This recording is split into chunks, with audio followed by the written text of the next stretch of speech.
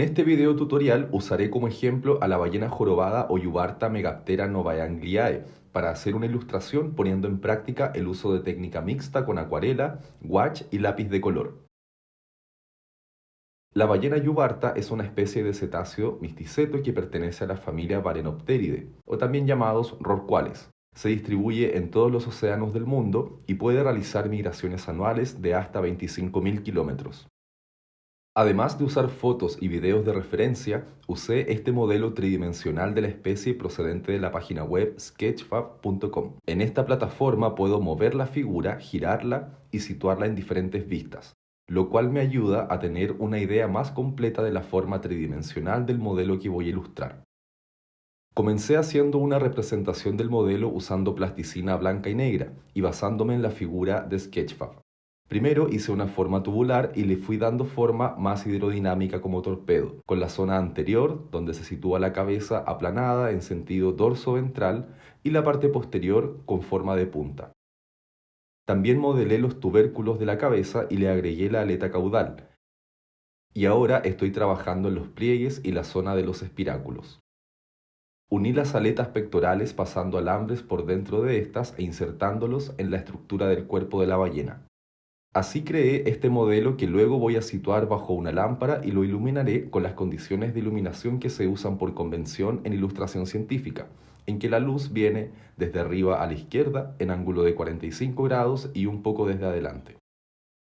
Antes de pintar la ilustración hice un boceto de la figura. Comencé trabajando sobre papel vegetal usando un portaminas azul de mina 05. Con una regla fui traspasando las proporciones generales del modelo, el cual reduje a una escala de 1:100, es decir, dividí 100 veces el tamaño original de la ballena. Comencé dibujando la forma general y luego definí las estructuras más grandes, como la cabeza, cola y aletas.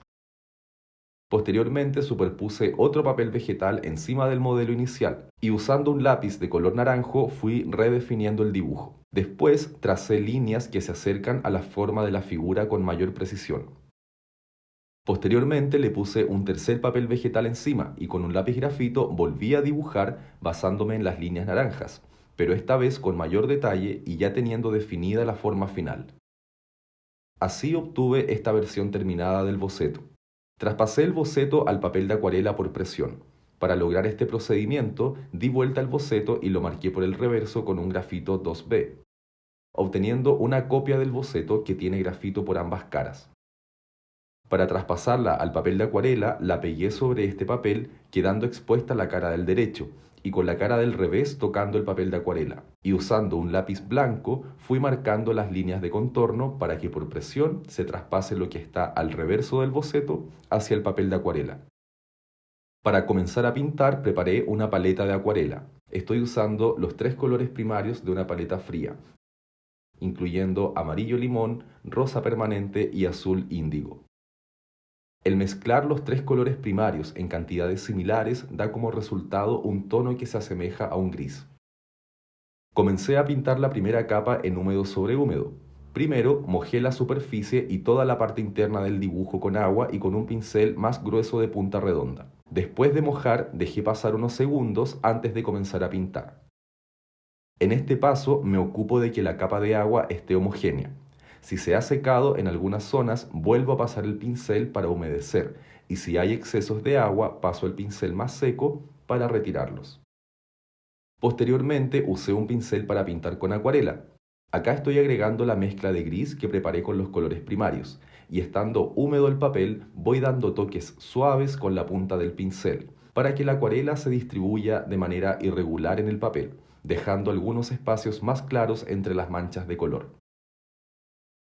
El trabajar con húmedo sobre húmedo hace que se tenga menor control de la acuarela y de su flujo en el papel. Entonces hay que tener cuidado de que la acuarela no esté tan aguada al punto de que sea completamente incontrolable su flujo. Ahora me estoy acercando con el pincel hacia los contornos de la figura, y en estas zonas tengo más control para maniobrar el pincel y lograr formas complejas. En caso de ser necesario, y aprovechando que el papel sigue húmedo, puedes usar el pincel húmedo para levantar acuarela y así generar zonas de claridad. Cuando la primera capa se secó completamente, pinté una segunda capa usando gouache, también llamado témpera o acuarela opaca. Con húmedo sobre húmedo volví a mojar el papel distribuyendo una película homogénea. Después mezclé una paleta de gouache usando los colores primarios amarillo, rojo y azul y generé este gris. La pintura está en un estado un poco más espeso que la acuarela que usé para la primera capa, al punto que quiero que se mueva y que fluya en el papel húmedo, pero con mayor poder de cobertura que la acuarela. Ahora estoy agregando una tercera capa de gouache, donde la pintura está más concentrada aún y con una consistencia más espesa. También trabajé en húmedo sobre húmedo, teniendo en consideración que la pintura debe fluir y esparcirse sobre el papel. Esto permite definir las zonas de sombra y todas las partes más oscuras de la figura, que en este caso se concentran hacia la zona ventral o hacia la parte posterior del dorso. También, de ser necesario, puedo ir modelando con un pincel húmedo los bordes de la mancha gris que estoy pintando y así lograr que se integre en las capas iniciales. Entonces, en este punto de la ilustración ya tengo definidas las áreas más claras o tonos altos, tengo definidos los tonos medios, que sería la segunda capa de gouache que agregué, y ahora estoy definiendo las zonas de sombras, que serían los tonos más bajos. Teniendo construida la tridimensionalidad de la figura, seguiré agregando más capas para darle más textura y realismo a la piel de la ballena. Después le añado una cuarta capa a la ilustración, en la cual, mediante húmedo sobre húmedo y con gouache, voy a pintar todos los detalles que tienen más contraste y que son más pequeños. Y por lo tanto cambio el tamaño de los pinceles a un número menor, tanto para mojar el papel como para pintar con la témpera. En este estado más espeso, el gouache es más controlable, y al igual que antes, en el caso de ser necesario, voy difuminando con el pincel húmedo y con agua limpia. En el área de las aletas también repito el proceso. Primero mojo y luego pinto con el gouache más espeso, que va a tender a cubrir más y a generar manchas más contrastantes.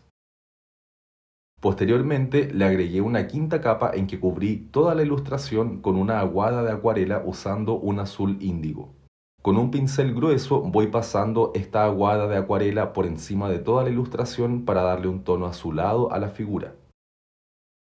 Hay que tener cuidado en las zonas que tienen una capa más gruesa de témpera, ya que puede ser que al humedecerse la témpera se empiece a disolver si se mueve mucho con el pincel. Luego, en una sexta capa, estoy usando el gouache en un estado mucho más espeso, y a la misma paleta de colores primarios que usé en la segunda capa, le voy a agregar blanco de zinc. Es decir, ahora el gouache está más opaco y se puede apreciar cómo cambia el efecto de cobertura en la aleta pectoral. En algunas zonas voy difuminando la capa blanca de gouache con el pincel húmedo para darle un efecto más irregular y orgánico. Acá puedes ver cómo voy trabajando la zona de los pliegues ventrales y hago pinceladas más largas y horizontales que siguen el movimiento de estas zonas. También con esta mezcla opaca de témpera voy pintando más textura de la piel con un pincel más fino, y para ir ajustando los tonos voy pasando el pincel húmedo en ciertas zonas. Ahora voy a pintar una séptima y última capa que representa los detalles finales, usando un lápiz de color azul índigo. Voy generando texturas y manchas, pero esta vez en tonos más oscuros. Si usas el lápiz más de costado o más de punta, lograrás efectos diferentes. También, según la presión que se ejerza con la mano sobre el papel, los detalles que agregues serán más o menos notorios. Te invito a probar distintas maneras según sean las características de la piel del modelo que estés ilustrando.